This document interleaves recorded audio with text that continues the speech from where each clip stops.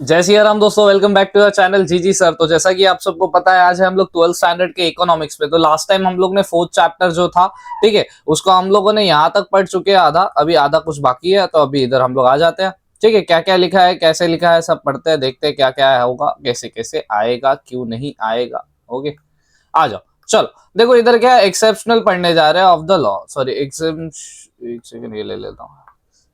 Exceptions to the law of supply पढ़ने जा रहे हैं।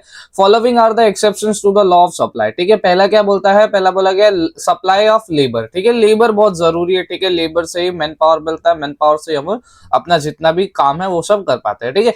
लेबर सप्लाई मतलब पर्टिकुलर एक फर्म के अंदर जितना भी काम रहता है, ठीक है, जरूरी नहीं सब मशीन ही कर पाए, कुछ मैन पावर से भी होता है, तो इसलिए लेबर का जरूरत है। और मशीन को भी ऑपरेट करने के लिए कुछ कुछ जरूरत होता है। तो लेबर सप्लाई इस बोला गया total number of hours that workers have to at a given rate, ठीक है। मतलब लेबर सप्लाई क्या है, total number of total number of hours, मतलब टोटल नंबर ऑफ आवर कितना घंटा एक पर्टिकुलर वर्कर, देखो इधर दिया है ना। लेबर सप्लाई क्या होता है, लेबर सप्लाई मतलब कितना घंटा एक पर्टिकुलर लेबर से अपने को मिलता है, ठीक है, इन द गिवन वेजेस, ठीक है। वेज रेट देखो, जैसे हम लोग एम्प्लॉयज होते हैं, एम्प्लॉयज को सैलरी मिलता है, लेबर्स को वेजेस मिलता है, समझ लो उनका ही वेजेस, मतलब एक पर्टिकुलर गिवन अमाउंट में, पैसे में कितना घंटा वो काम करते हैं, उसी को क्या बोला गया है, labour supply. It is represented graphically by supply curve in the case of labor. As the wages rate rises, the supply of the labor, supply labor मतलब hours of work, जितना घंटा वो काम करेगा would increases। मतलब इन लोग के case में क्या बोला गया है, जो हम लोग इसे ग्राफिकली देखे ना, तो ग्राफिकली क्या बोला गया है, जो वेजेस रेट, अगर हम लोग वेजेस रेट को राइज करते हैं, फॉर एग्जांपल हम लोग उन लोग को पैसा बढ़ा के दे रहे हैं, ज्यादा दे रहे हैं, तो उन लोग क्या करेंगे, जो आवर्स है ना उनके, मतलब जितना काम करने का जो टाइम है वो क्या कर देंगे, बढ़ा देंगे, ठीक है। मतलब जितना ज्यादा पगार दोगे उतना ज्यादा टाइम उन लोग काम करेंगे, सिंपल एज दैट। आगे बढ़ते हैं, ठीक है। इधर क्या लिख के दिया है, सो सप्लाई कर्व स्लोप्स अपवर्ड, ठीक है। स्लोप्स अपवर्ड मतलब जो अगर ग्राफिकली रिप्रेजेंटेशन हम लोग देखें उसका, तो जो उसका एक पर्टिकुलर स्लोप का लाइन है वो अपवर्ड जाएगा, ठीक है। अभी मैं बताऊंगा, अभी मैं ग्राफ नहीं दिखा रहा हूं क्योंकि कंफ्यूजन क्रिएट हो जाएगा, इसलिए पहले हम लोग थियरी पढ़ते फिर ग्राफ की तरफ भी जाएंगे। Supply of the labour hours of work, वही बार बार लिख के दिया गया है कि सप्लाई ऑफ लेबर मतलब hours of work. Falls with बोला गया further rise in wages rate and supply curve of labour bend towards. मतलब देखो, जैसे फॉर एग्जांपल तुमने क्या किया, एक पर्टिकुलर लेबर को वेजेस ज्यादा दिए, तो उसका वर्किंग आवर ज्यादा हो गया, ठीक है। तुमने क्या किया, फिर से वेजेस बढ़ाया, तो अभी क्या होगा, उसका जो वर्किंग आवर है ना वो बढ़ेगा नहीं, वो बेंड हो जाएगा, ठीक है। क्यों? क्योंकि उसे आराम का भी जरूरत पड़ता है, ठीक है। इधर वही चीज लिख के दिया गया, मैं बता रहा हूँ। This is because the worker would prefer leisure to work after receiving higher amount of wages, ठीक है। थोड़ा लीजर्स, थोड़ा घूमना फिरना, थोड़ा मन की शांति काइंड ऑफ, ठीक है। Thus, after a certain point when the wages rated rises, the supply of the labor tends to fall, ठीक है। मतलब एक पर्टिकुलर पॉइंट के बाद अगर तुम वेजेस राइज करोगे तो भी लेबर का जो सप्लाई लेबर क्या हो जाएगा, फॉल हो जाएगा, मतलब वर्किंग आवर क्या हो जाएगा, उस पर्टिकुलर बंदे का कम हो जाएगा, ठीक है। इधर वो चीज लिख के दिया, ठीक है। एक और बार रिवाइंड करके एक्सप्लेनेशन देखना, नहीं समझा होगा तो समझ जाओगे, ठीक है। It can be explain with the help of backward bending supply curve, table number 4.4 and figure number 4.5 explain the backward bending supply of the labour, ठीक है। इधर समझते हैं, देखो इधर वही अभी आ गया ग्राफिकल रिप्रेजेंटेशन, ठीक है। अभी देखो एक मिनट रुको, मुझे ये भी आई थिंक दिख रहा होगा, जूम कर अभी नहीं कर रहा हूँ क्योंकि मुझे दो चीज का जरूरत है इधर। देखो अभी इधर क्या लिख के दिया है, ये वेजेस रेट पर आवर, ठीक है। मतलब ये क्या है, ये पैसे है, ठीक है, कितना उन लोग को अमाउंट मिलता है, ठीक है। ये क्या है, लेबर सप्लाई है, ठीक है, वर्किंग ऑफ आवर, ठीक है। वर्किंग आवर्स ऑफ वर्क को हम लोग क्या बोल रहे थे, लेबर सप्लाई बोल रहे थे, तो वही है। और ये टोटल अमाउंट है, मतलब देखो जैसे फॉर एग्जांपल एक घंटे का 100 रुपया मिल रहा था, तो 5 घंटे का कितना मिलेगा, अपना 500 मिलेगा, वही लिख के दिया मल्टीप्लीकेशन। और इधर ग्राफिकल रिप्रेजेंटेशन है, ठीक है। अब देखो इधर मैं एक बार खाली तुम लोग को थोड़ा सा जूम करके बता दे रहा हूं। अभी देखो, अभी जो ये वाई एक्सिस है ये क्या रिप्रेजेंट कर रहा है, प्राइस रिप्रेजेंट कर रहा है ना, पैसा बता रहा है। और जो एक्स एक्सिस है वो क्या रिप्रेजेंट कर रहा है, वर्किंग आवर, ठीक है, कितना घंटा उन लोग काम करते हैं। देखो उन लोग को 100 रुपया मिलता है तो वो लोग 5 घंटा काम करते हैं, डन। देखो इधर 100 से ये पर्टिकुलर लाइन आई है, इधर एस है और इधर 5 है।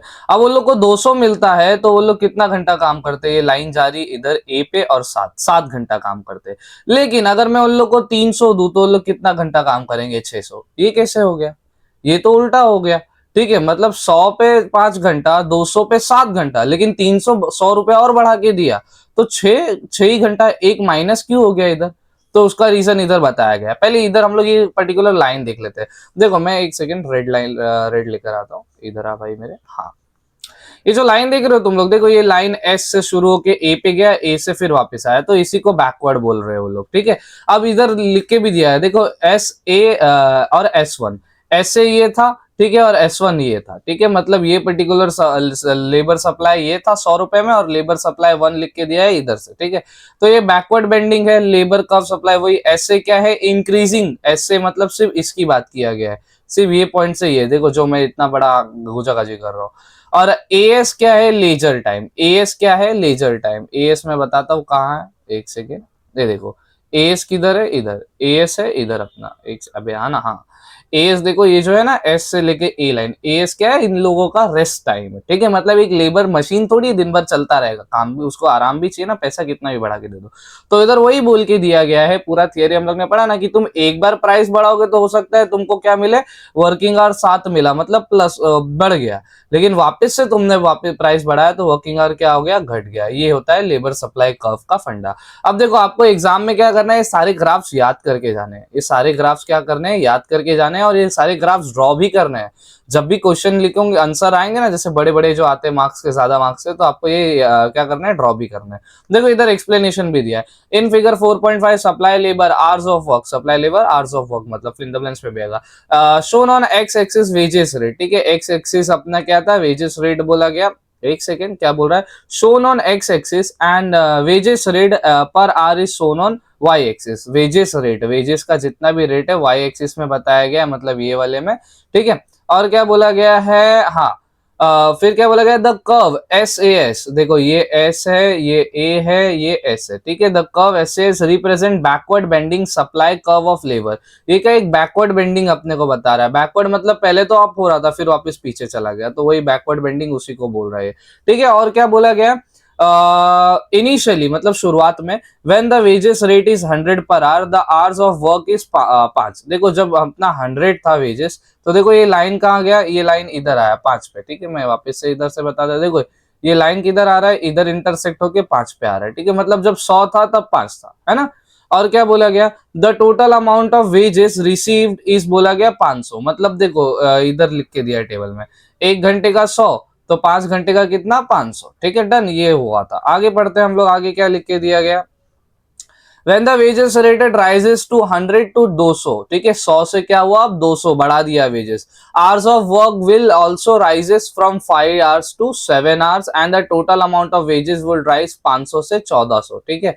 मतलब जब इन लोग ने क्या किया, अभी ना ये टेबल में देखते हैं, देखो इन लोग ने 100 से अभी 200 बढ़ा दिया, 100 रुपया बढ़ा दिया, तो वर्किंग आवर भी इसका बढ़ गया भाई, 7 घंटा काम करने लग गया। और टोटल यहाँ 500 मिल रहा था, यहाँ डबल उसका मिलने लग गया, डबल से भी ज्यादा मिलने लग गया, अप्रोक्सीमेटली ट्रिपल, 1400 मिलने लग गया, ठीक है। वो बता रहा है इधर। अभी आगे पढ़ते हैं, आगे क्या बोल रहा है, देखो at this point labourer enjoys the highest that is 1400 and works for 7 hour. इसमें हाईएस्ट वेजेस रेट वो एंजॉय कर रहा था और 7 घंटा काम भी कर रहा था। ये wages rate rise further from बोला गया 200 टू 300, लेकिन अगर और वेजेस बढ़ाते हम लोग 200 से 300 करते, total amount of the wages may rise but the labour will prefer leisure time and denies to work for extra. मतलब हो सकता है अमाउंट ऑफ वेजेस भले राइज कर दो तुम लोग, लेकिन जो लेबर रहेगा वो लेजर प्रीफर करेगा, आराम प्रीफर करेगा, और वर्क करने से मना कर देगा, denies to work for extra hours, ठीक है। Thus, this is ready to work only for he is ready to work only for 6 hours, मतलब 6 घंटे से ज्यादा वो काम नहीं करेगा, ठीक है। At the point of A, the supply curve bend backward, which becomes an exception to the law of supply। अब A को क्या हो गया, A में क्या हुआ, A से देखो अभी हम लोग ने बढ़ाया, है ना। ए इसने क्या एक्सपेक्ट किया था, एक नॉर्मल इंसान ने, कि भाई ए में अपने को 200 था तो ये 7 कर रहा था, तो 300 करूंगा तो हो सकता है और ज्यादा करे, हो सकता है 9 घंटा करे। लेकिन इधर क्या हुआ, उल्टा हो गया, इधर ये बैकवर्ड चला गया, वो कम करने लग गया, ठीक है। तो ये तो एक्सेप्शन हो गया, जो सोचा था वो नहीं हुआ, तो हटके हुआ। जो हटके होता है, जो अलग होता है एक पर्टिकुलर थ्योरी से, उसी को एक्सेप्शंस बोलते हैं। इसलिए ये क्या है, एक्सेप्शंस ऑफ द एक्सेप्शन बोला गया है, जो भी है सप्लाई लेबर के लिए। लॉ ऑफ सप्लाई का क्या है, ये एक्सेप्शन है, ठीक है। ये फर्स्ट है जो हम लोग ने पढ़ा, क्या, लेबर, सप्लाई ऑफ लेबर। अब आते हैं एग्रीकल्चरल गुड्स में, ठीक है। एग्रीकल्चरल गुड्स क्या बोलते हैं, law of supply does not apply to agricultural goods they are produce in specific season, they production depends on weather condition. मतलब बोला गया जो सप्लाई का लॉ ऑफ सप्लाई है ना, एग्रीकल्चरल गुड्स पे नहीं निर्भर करता। देखो एग्रीकल्चरल गुड्स जब सीजन रहेगा तब भी उग सकता है, ठीक है। अभी हालांकि अलग अलग मेथड्स आ गए, अभी भी उग सकते हैं, लेकिन मोस्ट ऑफ एग्रीकल्चरल गुड्स में लॉ ऑफ सप्लाई नहीं काम करता, इसलिए एग्रीकल्चरल गुड्स क्या है, एक्सेप्शन है, ठीक है। आगे क्या है, due to the unfavourable change in weather if the agriculture production is low their supply can not be increase even at the higher price. मतलब अगर कंडीशन ही नहीं है एग्रीकल्चर, मतलब अपना पर्टिकुलर वेदर कंडीशन ही वैसा नहीं है भाई, बारिश में भी अभी आजकल गर्मी आने लगी, तो तुम कितना ही प्राइस बढ़ा रहे हो, सप्लाई चेन कभी भी मेंटेन नहीं कर पाओगे, इसलिए एक्सेप्शनल है, ठीक है, याद कर लेना। अर्जेंट नीड फॉर कैश, ठीक है, अर्जेंट नीड फॉर कैश भी क्या है, एक एक्सेप्शनल है, ठीक है, लॉ ऑफ सप्लाई में। क्यों? If the seller is in urgent need of hard cash, he may sell his product at which may even below the market price।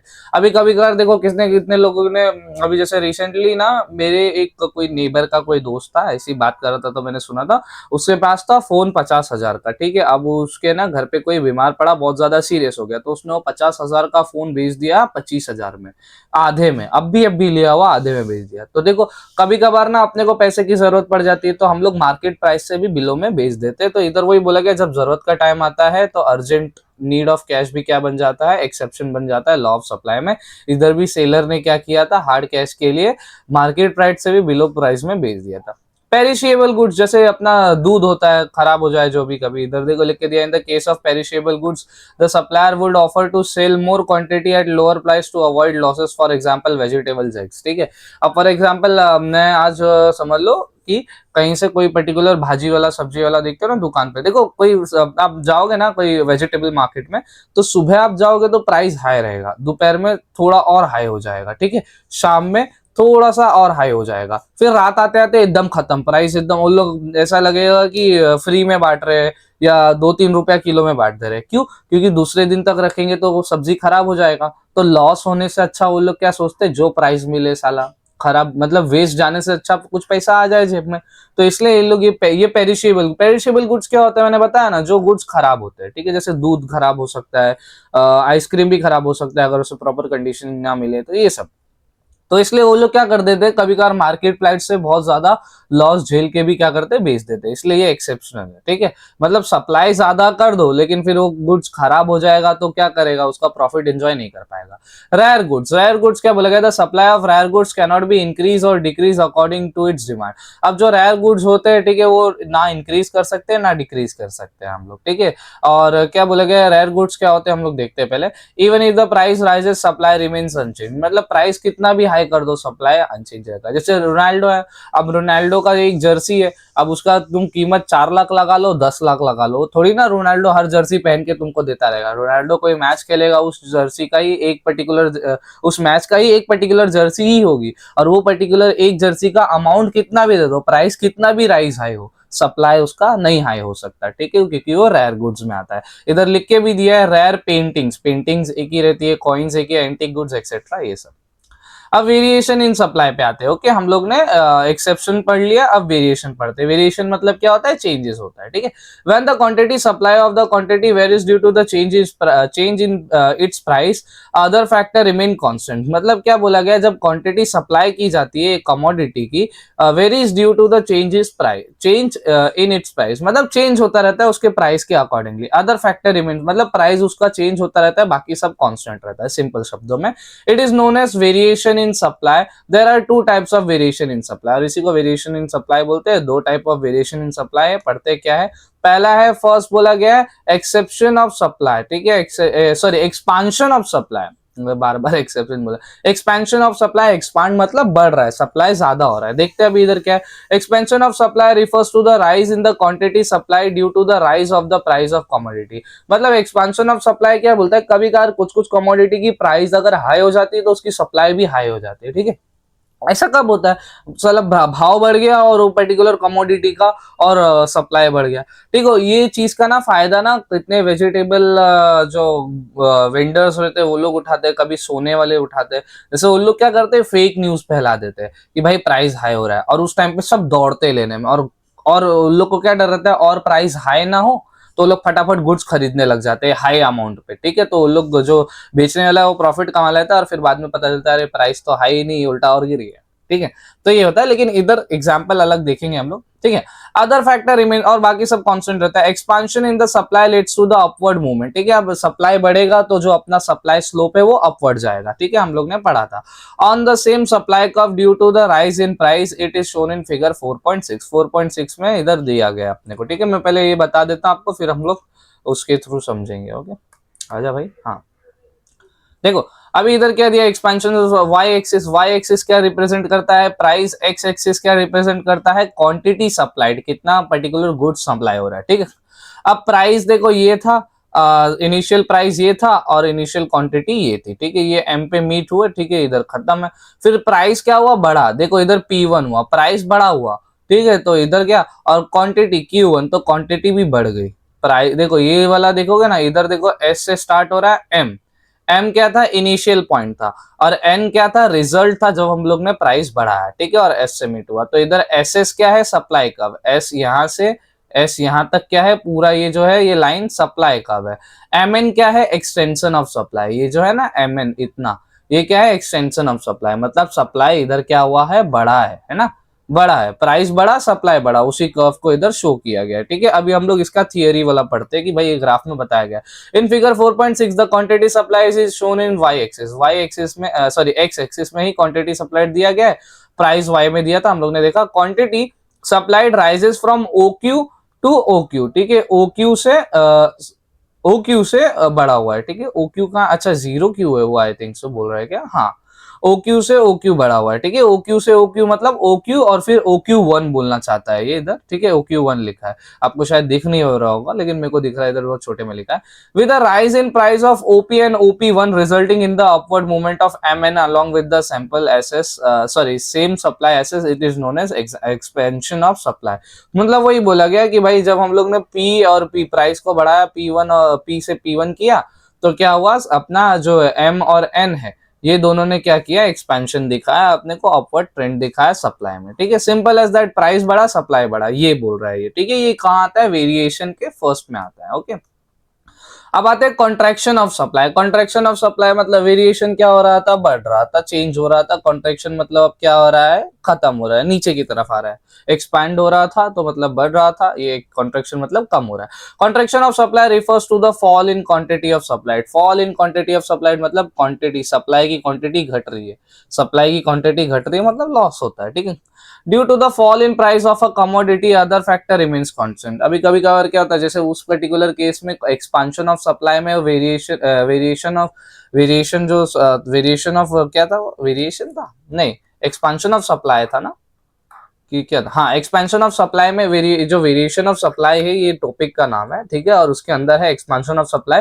उसमें क्या हो रहा था कि प्राइस बढ़ रहा था तो सप्लाई बढ़ रहा था, ठीक है। अब ये वाले केस में कॉन्ट्रैक्शन ऑफ सप्लाई में क्या हो रहा है कि प्राइस घट रहा है तो सप्लाई भी घट रहा है, ठीक है। अब ये सिनेरियो देखते हैं हम लोग, क्या है इधर, ठीक है। अब बोला गया इन केस, एक सेकेंड, हाँ, in case of contraction of supply there is downward movement on the same sample curve, it is shown in figure 4.7। मतलब जब हम लोग प्राइस घटाते हैं तब क्या हो जाता है, उसका सप्लाई कम हो जाता है, ठीक है। कुछ कुछ गुड्स ऐसे होते हैं, ठीक है। फॉर एग्जांपल कुछ कुछ गुड्स में क्या होता है, कभी कभार प्राइस कम हो जाता है ना, तो उसको कोई पूछता भी नहीं है, और प्राइस बढ़ा दो तो फटाफट भीड़ बढ़ जाती है, ठीक है। तो ये होता है। तो इधर क्या लिखे दिया, कॉन्ट्रैक्शन ऑफ सप्लाई। अभी इधर पढ़ते हैं, इधर देखो वही दिया है कि भाई ये पी जो एक्स वाई एक्सिस है वो क्या बता रहा है, प्राइस बता रहा है, और जो एक्स एक्सिस है वो क्या बता रहा है, क्वांटिटी सप्लाई, कितनी क्वांटिटी सप्लाई हुई है, ठीक है। थोड़ा सा और जूम कर देता हूँ, ओके।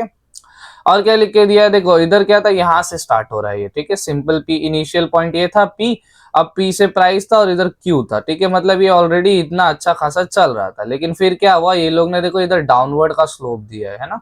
ये इससे क्या हुआ, P2 मतलब प्राइस क्या हुआ, कम हुआ, प्राइस कम किए लोगों ने, और फिर क्या हुआ, प्राइस कम करने के कारण इधर M पे मीट हुआ ये, और Q2 मतलब क्या हो गया, क्वांटिटी भी कम हो गया, इसलिए स्लोप क्या हो गया, डाउनवर्ड आ गया। स्लोप डाउनवर्ड आ गया मतलब सप्लाई कम हो गया। ये सब मैंने खाली ग्राफ तुम लोग को रिप्रेजेंट करके बता रहा हूँ, क्योंकि ग्राफ तुम लोग बनाओगे तो तुम लोग को एक्स्ट्रा मार्क्स मिलेंगे। ग्राफ तो बनाना ही है, इकोनॉमिक्स में ग्राफ के बिना आंसर अधूरा रहता है, और ग्राफ समझ लो चेरी ऑन द केक का काम करता है।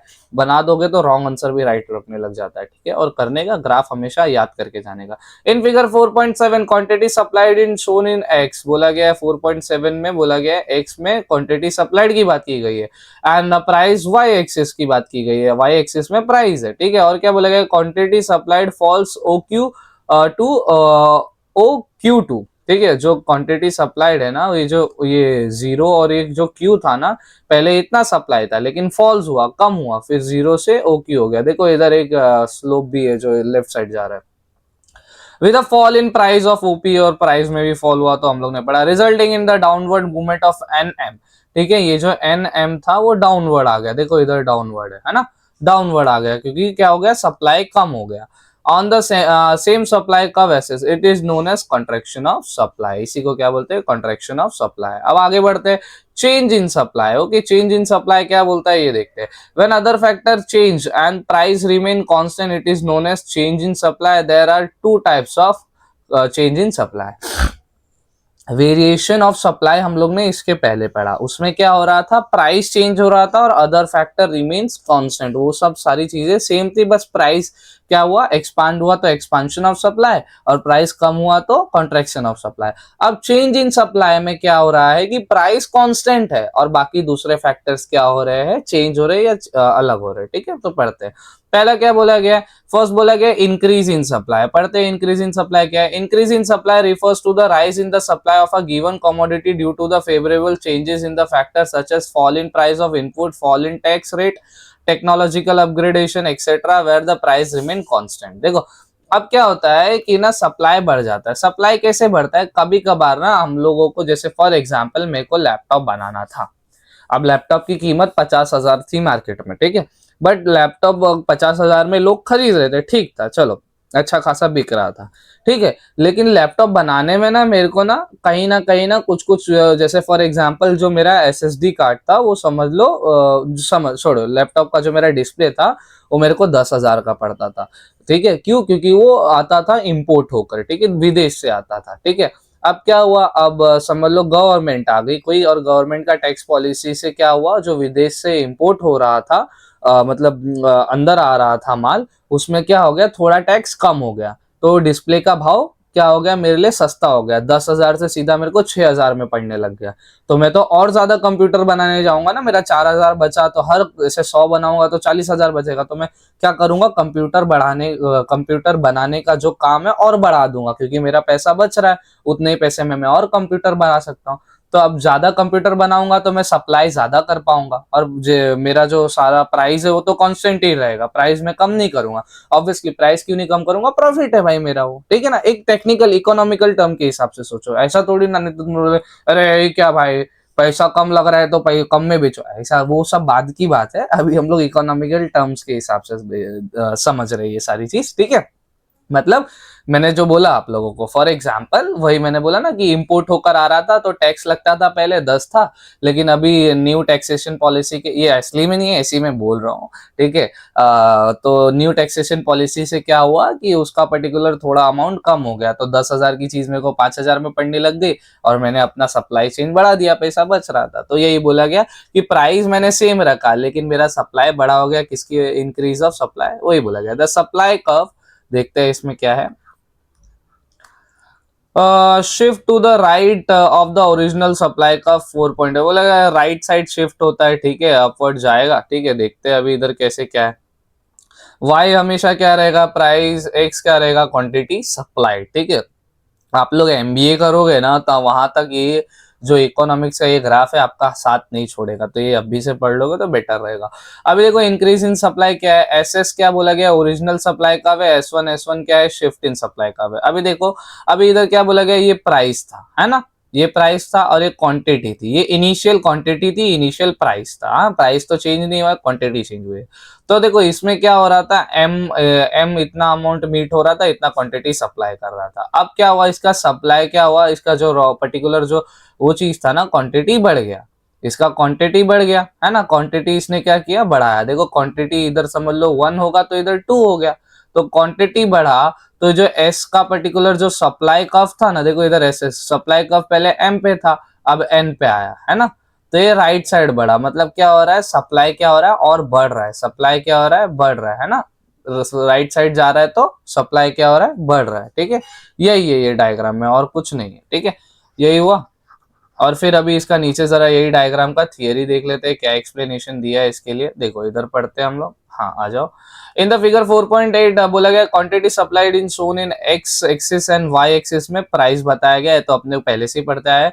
Supply rises OQ to OQ1। ठीक है, ये 0 था और यहाँ से ये इनिशियल सप्लाई था, फिर 0 से क्या हुआ Q1, ये क्या हुआ, बढ़ गया। ठीक है, पहले ये इनिशियल इतना ही था, फिर उसके बाद क्या हुआ, बढ़ गया ये। ठीक है, आगे पढ़ते हैं हम लोग।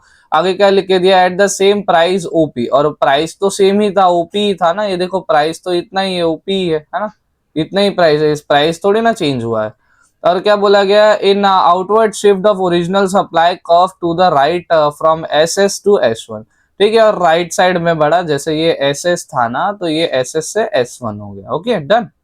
It is known as increase in supply, और इसी को क्या बोलते हैं, इंक्रीज इन सप्लाई। ठीक है, सिंपल टर्म्स नोट्स बनाते रहने का। ठीक है, और याद करते रहने का। सेकंड क्या बोला गया, डिक्रीज इन सप्लाई। अब सप्लाई क्या हुआ, डिक्रीज हुआ। ठीक है, increase in supply, decrease in supply. ठीक है, ये कौन बोल रहा था, जब अपना ये एक सेकेंड कहा गया ये, हाँ, चेंज इन सप्लाई की बात की गई, पहला इंक्रीज आया फिर डिक्रीज आया, और जब वेरिएशन की बात आई थी तब क्या आया था, एक्सपांशन और कॉन्ट्रैक्शन आया था ना। ये देखो ये था वेरिएशन, हम लोग ने पढ़ा ना, एक्सपेंशन एंड कॉन्ट्रैक्शन। हालांकि ये दोनों में से एक ही आएगा एग्जाम में, एक्सेप्शन पहले आएगा। ठीक है, एक्सेप्शंस पढ़ लेना, जो हम लोग ने स्टार्टिंग में ही एक्सप्लेन किया वो पढ़ लेना, वो फॉर श्योर आएगा, 110% आएगा। मैंने बाय द वे IMPs का भी वीडियो बनाया है, इकोनॉमिक्स 12 जो बोर्ड 2026 में फॉर श्योर 80% क्वेश्चन आएंगे, जाके वो देख लेना, डिस्क्रिप्शन में लिंक मिल जाएगा, प्लेलिस्ट वेलिस्ट सब दे दूंगा। ठीक है, चलो, decrease in supply refers to the fall in the supply of given commodity due to the unfavorable changes in the factors such as increase in price or input, increase in tax rate, outdated technology, strike by the worker while remain constant। अभी देखो इधर क्या लिख के दिया गया कि supply decrease कब होता है, जब पर्टिकुलर बोला गया ना कोई अनफेवरेबल चेंज आता है। किस में अनफेवरेबल चेंज आता है, बोला गया कभी भाव बढ़ गया, प्राइस बढ़ जाता है। ठीक है, कभी इनपुट इंक्रीज हो जाता है, टैक्स रेट बढ़ जाता है, मतलब बोला गया आउटडेटेड टेक्नोलॉजी, कभी कोई टेक्नोलॉजी बहुत ज्यादा नुकसान दे देती थी, स्ट्राइक, वर्कर लोग को कुछ पगार वगैरह नहीं दिया, स्ट्राइक करने लग गए। While price remain constant. ठीक है, मतलब प्राइस तो कांस्टेंट, मतलब इधर ये जो है ना बोला गया इंक्रीज इन प्राइस जो है ना ऑफ इनपुट लिख के दिया है, इंक्रीज मतलब बनाने का कॉस्टिंग। जैसे इसके पहले में देखो क्या हुआ, बनाने का कॉस्टिंग कम हो गया था ना, डिस्प्ले का सस्ता मिल रहा था तो मैंने बढ़ा दिया था। अब डिस्प्ले अगर महंगा हो गया तो मैं लैपटॉप 50,000 का 55 करूंगा तो हो सकता है कस्टमर्स कम हो, इसलिए मैं प्राइस उतना ही रखूंगा, लेकिन मेरे को जो बनाने का खर्चा है वो बढ़ जाएगा। तो इसलिए हम लोग को क्या इधर जो MRP है वो क्या रहेगा, कांस्टेंट रहेगा, प्राइस क्या रहेगा, कांस्टेंट रहेगा। और मेकिंग, इसमें जो एक और प्राइस की बात की गई है वो मेकिंग चार्जेस है। ठीक है, ठीक है, या कॉस्ट ऑफ प्रोडक्शन बोल सकते हो तुम लोग उसको। The total curve, sorry, the supply curve shifts to the left of the original supply, it is shown in figure 4 point. अब लेफ्ट साइड चला जाता है। देखो हम लोग ने ऊपर देखा था तो राइट साइड जा रहा था, ये जो था ना, देखो ये राइट साइड जा रहा है, राइट साइड जा रहा है मतलब प्लस हो रहा है, लेफ्ट साइड जा रहा है मतलब माइनस हो रहा है। अब लेफ्ट साइड कैसे जा रहा है, वाई एक्सिस सर प्राइस का हम लोग को आपने बताया था, एक्स एक्सिस सर सप्लाई का वही रहता है, सेम आपने बताया था। इनिशियल प्राइस सर ये था, और यहाँ से स्टार्ट हुआ, और सर इनिशियल क्वांटिटी ये थी, है ना। तो ये P से स्टार्ट होता था, M पे जाके मीट होके, और फिर Q क्वांटिटी इतनी होती थी, ये इनिशियली इतना होता था सर। लेकिन अब क्या हो गया सर, अभी कुछ ऐसे चेंजेस आए जिसकी वजह से सप्लाई कम हो गई। मतलब देखो मैंने क्या बोला था कि जब हम लोग ने ये क्या हम लोग पढ़ रहे थे, अभी हम लोग ने पढ़ा ना कि इसके पहले हम लोग ने इंक्रीज इन सप्लाई पढ़ा ना, ये देखो ये वाला पढ़ा ना इंक्रीज इन सप्लाई। अभी तो हम लोग क्या पढ़ रहे हैं, डिक्रीज इन सप्लाई पढ़ रहे हैं ना।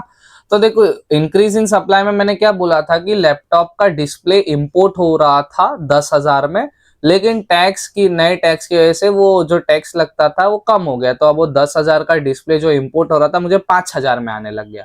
तो अब 5,000 तो मेरा बच रहा था, तो मैंने लैपटॉप बनाने की क्वांटिटी वो पैसे में डाल के बढ़ा दी, क्वांटिटी में लैपटॉप की ज्यादा करने लग गया। अब जो डिक्रीज इन सप्लाई है ना, इसमें अपोजिट सिनेरियो लेने का, जैसे जो 10,000 में आ रहा था ना डिस्प्ले मेरे को, नए टैक्स की पॉलिसी की वजह से वो और टैक्स लग गया, अब वो 15,000 का हो गया।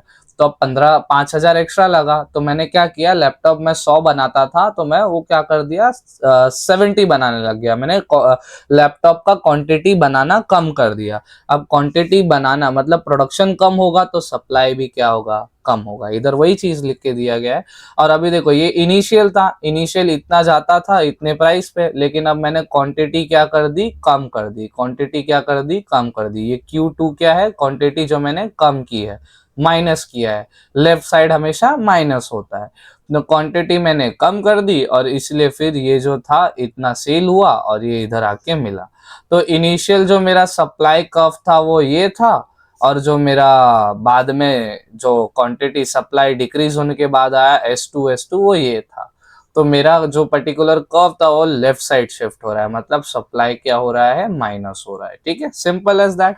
इधर यही सब चीज था और कुछ नहीं था। ठीक है, एक दो बार रिवाइंड करके देखो, इकोनॉमिकल टर्म्स में थोड़ा दिमाग खपाना पड़ता है। ओके, अब इन फिगर 4 वही चीज लिख के दिया, फटाफट में express shown in X axis the price, Y axis sorry Y price बता रहा है, एक्स क्वांटिटी बता रहा है। हर क्वेश्चन देखो, हर पर्टिकुलर लाइन में ये जब भी ग्राफ बना होगा ना, तो एक दो पॉइंट बढ़ाना हो तो ये लाइन लिख देने का। ये तो हर पर्टिकुलर ग्राफ में यही हो रहा है ना, कि एक्स क्वांटिटी बता रहा है, वाई प्राइस बता रहा है। Supply falls OQ2 in the same price OP, resulting inward shift of the original supply curve, the left from SS to S is known as decreasing। वही बोला गया, लेफ्ट साइड आया ना, ये लेफ्ट साइड आया। ठीक है, और वो सब हुआ तो मैंने आपको एक्सप्लेन किया। चलो, अभी you should know supply. Supply is a microeconomic concept. Supply refers to the quantity of a commodity that is seller is willing to be able to offer sale at a particular price during a certain period of a time। ठीक है, ये definition अच्छा है, पढ़ लो, बहुत प्यारा है, आ सकता है। सप्लाई क्या है, एक माइक्रो इकोनॉमिकल टर्म है। ठीक है, और इसमें क्या बोला गया है कि जो सप्लाई बोलता है एक क्वांटिटी है, एक कमोडिटी की क्या है, क्वांटिटी है। एक कमोडिटी क्या है, एक सामान। कमोडिटी का मतलब सामान, और वो सामान कितना नग है, कितना यूनिट है वो। जैसे फॉर एग्जांपल सामान, एक लैपटॉप एक सामान हो गया, और उसकी क्वांटिटी मतलब 10। लैपटॉप कितना मैंने बोला, 10, तो 10 क्या है, क्वांटिटी। तो बोला गया quantity of a commodity seller willing to able to offer at a particular, मतलब एक पर्टिकुलर सामान का क्वांटिटी जितना एक सेलर बोल रहा है कि मैं इतना आपको सप्लाई कर दूंगा इस प्राइस पे, इस वक्त में, in a certain period of time. ठीक है, अब क्या बोला गया आगे, एग्रीगेट सप्लाई बोला गया है। ठीक है, एग्रीगेट सप्लाई क्या होता है, it is a macro economic term. ठीक है, ये माइक्रो था, ये मैक्रो है। ठीक है, कंसेप्ट है। और क्या बोला गया, it refers to minimum amount of sale proceeded which entrepreneurs accept to receive from the sales of output at a given level of employment. अब ये क्या, एग्रीगेट सप्लाई क्या है कि एक पर्टिकुलर एंटरप्रेन्योर्स लोग जो रहते हैं, एंटरप्रेन्योर्स जो क्या करते हैं, एक्सपेक्ट मतलब वो लोग उम्मीद रखते हैं कि इतना अपने को मिलेगा from the sale of output. ठीक है, जो भी सेल्स होगा उसमें आउटपुट में इतना अपने को मिलेगा, गिवन लेवल ऑफ एम्प्लॉयमेंट, तो मैं इतना एम्प्लॉयमेंट जितना मैंने दिया है उसमें से मेरे को इतना रिटर्न मिलेगा। ठीक है, अब कॉस्ट कंसेप्ट रेवेन्यू पे आते हैं। ठीक है, कितना पेज बचा है, अच्छा ये बचा है, चलो कंप्लीट कर ले क्या, कॉस्ट कंसेप्ट रेवेन्यू, 2 ही पेज बचा है, फिर लेक्चर खत्म कर देते हैं। ठीक है, आ जाते हैं। चलो, अभी क्या लिख के दिया, कॉस्ट कंसेप्ट बोला गया, sorry concept of cost and revenue. ठीक है, कॉस्ट कंसेप्ट क्या होता है देखते हैं। चलो, when an entrepreneur undertakes an act of production, he has to use various inputs like raw material, labor, capital, etc। जब भी एक एंटरप्रेन्योर बिजनेस स्टार्ट करेगा ये सब अपने को देखना पड़ेगा, रॉ मटेरियल, लेबर, ये सब देखना पड़ेगा। he has to make payment of such input, और पेमेंट भी पैसा ही देना पड़ेगा। the expenditure incurred on this input is known as cost of production। और जो भी ये ऑब्वियसली जितना भी कैपिटल लगा ये सब बनाने में काम लग रहा है तो कॉस्ट ऑफ प्रोडक्शन ही बोलेंगे ना। प्रोडक्शन के लिए जितना भी पैसा लगता है उसे कॉस्ट ऑफ प्रोडक्शन बोलते हैं। Cost of production increase with an increase in need of output. अब जितना सामान का जरूरत, जितना एम्प्लॉयमेंट का जरूरत, जितना मशीनरी का जरूरत, कॉस्ट ऑफ प्रोडक्शन उतना बढ़ेगा, है ना। बनाने वाले लोग जितने लगेंगे उन लोगों को पैसा भी तो देना पड़ेगा ना, तो पैसा देना पड़ा मतलब कॉस्ट बढ़ा। और किसके लिए बढ़ रहा है, प्रोडक्शन के लिए, तो cost of production. There are 3 types of cost which are follows. ठीक है, 3 टाइप ऑफ कॉस्ट होते हैं। एक बोला गया टोटल कॉस्ट, अरे एक क्या, अरे बे क्या बेटा, नहीं ऐसा नहीं होता। ओके सब, चलो टोटल कॉस्ट क्या बोलेगा, total cost is a total expenditure incurred by a firm on a factor of production required for production of goods and service. Total cost is the sum of total fixed cost and total variable cost variation level input. ठीक है, देखो अभी क्या बोला गया है कि जो टोटल कॉस्ट है ना वो क्या होता है, सम होता है। मतलब जितना भी तुमको खर्चा लगा एक पर्टिकुलर फॉर्म के अंदर, इधर दिया ना इनकर्ड बाय द फॉर्म, मतलब एक फॉर्म में जितना भी तुमको खर्चा लगा प्रोडक्शन के लिए रिक्वायरमेंट प्रोडक्शन रिक्वायरमेंट के लिए जितना भी तुमको खर्चा लगा गुड्स एंड सर्विस का, उसी को क्या बोलते हैं हम लोग, टोटल कॉस्ट बोलते हैं। और टोटल कॉस्ट में क्या दो चीज रहती है, एक फिक्स कॉस्ट रहता है और एक टोटल वेरिएबल कॉस्ट रहता है। ठीक है, तो देखो टीसी क्या है, टीसी का मतलब है टोटल कॉस्ट, और जो ये फिक्स कॉस्ट है वो ये है टीएफसी, मतलब टोटल फिक्स कॉस्ट, टीवीसी मतलब क्या है, टोटल वेरिएबल कॉस्ट। ठीक है, तो टोटल कॉस्ट ऐसे निकाला जाता है फिक्स कॉस्ट और वेरिएबल कॉस्ट को प्लस करके। टीसी इधर लिख के दिया, वही लिख के दिया, इधर नीचे उसका फुल फॉर्म लिख के दिया। आगे बढ़ते हैं। ठीक है, आगे क्या लिख के दिया है, टोटल फिक्स कॉस्ट टीएफसी। अब ये क्या होता है देखते हैं। The fix cost are those expenses production which incurred in the fix factors such as land. अब कुछ कुछ फैक्टर्स फिक्स रहते हैं, जैसे एक बिजनेस स्टार्ट करने के लिए जमीन चाहिए, है ना, मशीनरी चाहिए, टेबल चेयर चाहिए ना, मशीनरी एक्सेट्रा, इतना ये तो चाहिए। अब टोटल वेरिएबल कॉस्ट टीवीसी, तो वेरिएबल कॉस्ट क्या होता है देखते हैं। Total variable cost are those expenses of production which are incurred on a variable factor such as labour, raw material, power, fuel. मतलब ये बढ़ता घटता रहता है, तुमको आदमी कितना चाहिए तो तुम्हारा बिजनेस जितना चल रहा है उसके हिसाब से पता चलेगा। फ्यूल, पावर, रॉ मटेरियल्स, मतलब जितना सेल्स हो रहा है उतना तुमको ये सब पर्टिकुलर चीज यूज होगी। ठीक है, तो कॉस्ट का ये हो गया। अब एवरेज कॉस्ट पे आते हैं, AC. Average cost refers to the cost of production per unit, मतलब जितना भी यूनिट, एक यूनिट में कितना माल सप्लाई हो रहा है, मतलब एक यूनिट मतलब फॉर एग्जांपल जैसे एक महीने में कितना माल, एक एग्जांपल के तौर पे बोल रहा हूँ, प्रैक्टिकली नहीं, ये एग्जांपल के तौर पे समझाने के लिए बोला, एक महीने में तुम कितना माल प्रोड्यूस कर पाते हो। It is calculated by dividing total cost by total quantity of production. जितना भी टोटल कॉस्ट था और टोटल क्वांटिटी थी, जैसे फॉर एग्जांपल टोटल कॉस्ट लगा, जैसे फॉर एग्जांपल मेरे को समझ लो ये पेन है ना। अब मैंने ये पेन कितना बनाया, 10 बनाया, 10 पेन बनाया, और मेरे को 10 पेन बनाने में कितना रुपया लगा, 10 पेन बनाने में मेरे को समझ लो 20 रुपया लगा। तो 20 रुपया लगा, तो ये टोटल कॉस्ट हो गया, और टोटल क्वांटिटी मतलब मैंने 10 पेन बनाया। ठीक है, और मेरे को फिर इस पेन का एवरेज कॉस्ट निकालना होगा, तो ऐसे होगा, तो एसी इस पेन का एवरेज कॉस्ट कितना निकलेगा, 2 रुपया, है ना। तो इधर वही दिया है, AC इक्वल्स टू TC मतलब टोटल कॉस्ट, और TQ मतलब टोटल क्वांटिटी, AC मतलब एवरेज कॉस्ट। ठीक है, इधर वही फुल फॉर्म दिया है, ये तो पढ़ लेना तुम लोग। अभी आ जाते हैं हम लोग फॉर एग्जांपल में, वही जो मैंने तुमको बताया। Total cost of a production of 40 units of commodity is ₹80, then average cost is what. ठीक है, सॉरी 800 है, तो इधर 800 क्या था, इसका एवरेज बोला गया। कमोडिटी जो था ना, कॉस्ट, टोटल कॉस्ट कितना था, TC 800 है इधर। ठीक है, और कितना यूनिट प्रोड्यूस किया, 40, तो अपॉन में TQ क्या आ जाएगा, 40। देखो इधर वही दिया। अब 1 0 कैंसल, और 4 1 जा 4 2 जा 20 आ गया, तो 20 रुपया पर यूनिट, ये हुआ उसका एवरेज कॉस्ट। एवरेज कॉस्ट खत्म। अब मार्जिनल कॉस्ट पे आते हैं, सिंपल सिंपल टर्म्स है। मार्जिनल कॉस्ट क्या बोलता है अपने को, चार्जिंग है ना, हाँ भाई चार्जिंग है। ठीक है, मार्जिनल कॉस्ट इस बोला गया net addition made to be total cost by producing 1 more unit of output. ठीक है, एक नेट एडिशन रहता है कि हम लोग एक और यूनिट ऐड कर देते हैं। ठीक है, जैसे इसमें 4 बन रहा था ना, तो हम लोग सोच रहे कि चलो एक और बना देते हैं, हम लोग टोटल 5 के ले जाते हैं। तो अगर वो बढ़ गया तो उसको क्या बोलेंगे, मार्जिनल कॉस्ट। बोला गया MNC मार्जिनल कॉस्ट का ये है, MCN सॉरी। तो इधर क्या होगा, TCN और TCN-1 लिख के दिया है। ठीक है, इधर N क्या है, नंबर ऑफ यूनिट प्रोड्यूस, कितना यूनिट प्रोड्यूस किया तुमने। MCN क्या था तुम्हारा, marginal cost of nth unit, मतलब इतना टर्म। ठीक है, जैसे आप लोग पढ़ते होंगे ना, TN वाला पढ़े होंगे, मैथ्स में नहीं पढ़े होंगे, छोड़ो। जितना टर्म होगा, जैसे फॉर एग्जांपल कौन सा यूनिट था, 20th यूनिट था ना, 20वां यूनिट था, या पहला यूनिट था या दूसरा यूनिट था, है ना, ST आएगा इधर। ठीक है, पहला यूनिट था कि दूसरा, ये टर्म का बात किया गया है, टोटल का बात नहीं किया है। ठीक है, N मतलब नंबर। ठीक है, टोटल कॉस्ट कौन से टर्म का, ठीक है, N यूनिट। ठीक है, total cost of previous unit, तो ये सब दिया। अभी इधर देखते हैं उसको, एक एग्जांपल पे तौर पे इधर सॉल्व किया गया है। If a previous total cost of a production is बोला गया कितना, 4 यूनिट था, is 400 and the total cost of the production of 5th unit is 450, then तो अभी इसका मार्जिनल कॉस्ट क्या होगा। तो मार्जिनल कॉस्ट निकालने के लिए हम लोग क्या करेंगे, TCN और टीसी एन माइनस ये क्या था 1, ठीक है।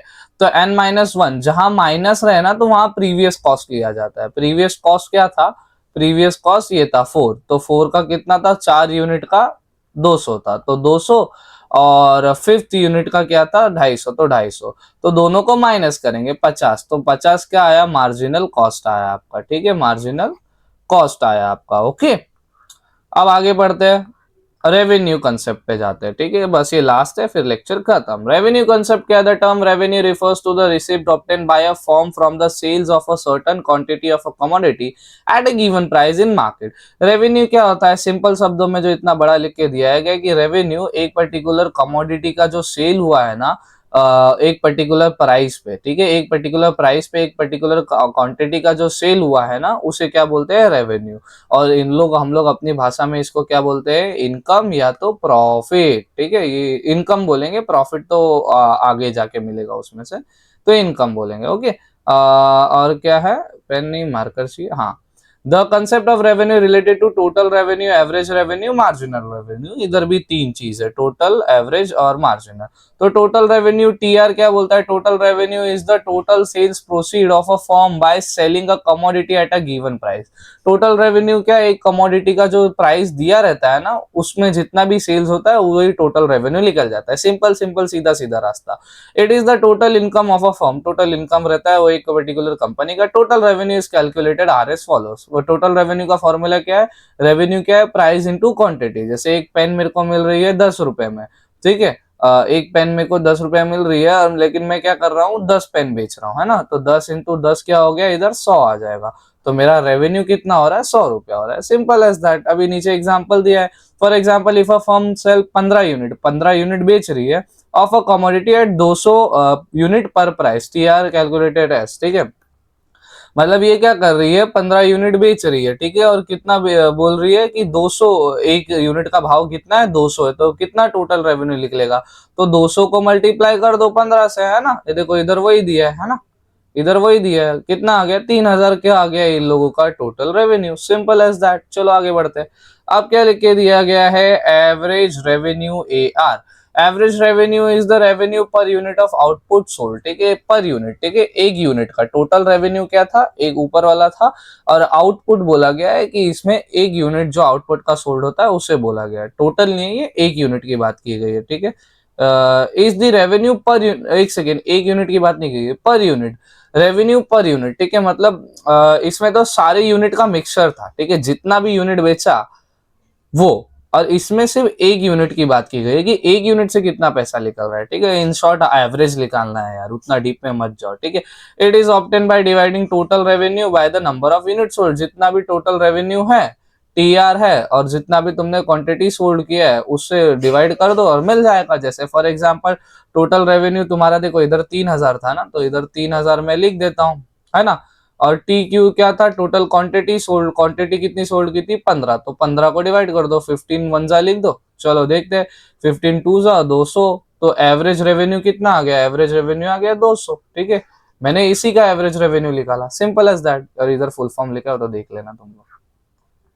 देखो इधर दिया, अच्छा वही एग्जांपल दिया है जो हम लोग ने अभी सॉल्व किया ना, देखो 3000 था और 200 निकाला, वही चीज इधर दिया, ठीक है। अब आ जाओ मार्जिनल रेवेन्यू पे आ जाते हो। ओके, मार्जिनल रेवेन्यू क्या होता है, net addition made to the same, जैसा हम लोग ने कॉस्ट कंसेप्ट पढ़ा था, अभी रेवेन्यू कंसेप्ट में भी net addition of the revenue selling extra unit, जो भी एक्स्ट्रा यूनिट था वो, तो इसमें क्या प्रीवियस वाले का करंट से, जैसे उधर हम लोग ने देखा था ना कि फोर्थ यूनिट था और माइनस किया था फिफ्थ यूनिट से, ठीक है, तो इधर भी वही होगा। देखो मार्जिनल यूनिट रेवेन्यू बोला गया नेट, और टी आर टोटल रेवेन्यू, और टी आर एन माइनस 1, मतलब ये समझ लो 5 है तो ये 4 होगा। इधर फुल फॉर्म दिया वो लिख देख लेना तुम लोग, ठीक है। ये प्रीवियस बोलते हैं ना, प्रीवियस रेवेन्यू इसको बोलेंगे, पी लिख दे रहा हूँ, देखो इधर कहीं होगा, हाँ ये देखो इधर दिया है इसका फुल फॉर्म, इधर लिख के दिया है प्रीवियस यूनिट, ठीक है।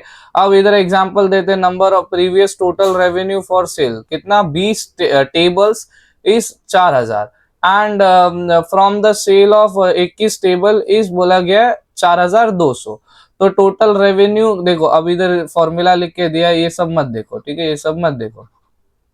अब देखो इधर क्या बोल दिया गया है कि 20 टेबल बेचा और 21 टेबल बेचा, तो प्रीवियस वाला कौन सा है दोनों में से? 21 तो करंट वाला है, प्रीवियस वाला ये है, तो ठीक है। तो फॉर्मूला क्या बोलता है, MRN जो है अपना marginal revenue total revenue, total revenue किसका? करंट का। कितना है? 4200 करंट का है ना, 21 करंट का है, जो बड़ा नंबर रहेगा वो करंट ले लेने का।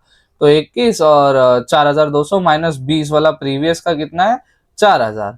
तो माइनस करूंगा तो मैं कितना आएगा? 200 आएगा। ओके डन, ये खत्म। और इसको देखो मैं रफ करूंगा, ये देखो 200 पर टेबल मार्जिनल रेवेन्यू निकल रहा है। सिंपल एज दैट, खत्म। फाइंड आउट ARTR ये सब तुम लोग कर लेना, ठीक है। अभी ये सब अपना पूरा ये चैप्टर खत्म होता है, ठीक है। 4th चैप्टर हम लोगों ने इधर ही पूरे वीडियो में खत्म कर दिया। आई थिंक से 2 लेक्चर इसके पहले भी होगा, वो भी जाके देख लेना। सप्लाई एनालिसिस एक बहुत इंपॉर्टेंट चैप्टर है HSC 2026 एग्जाम के लिए।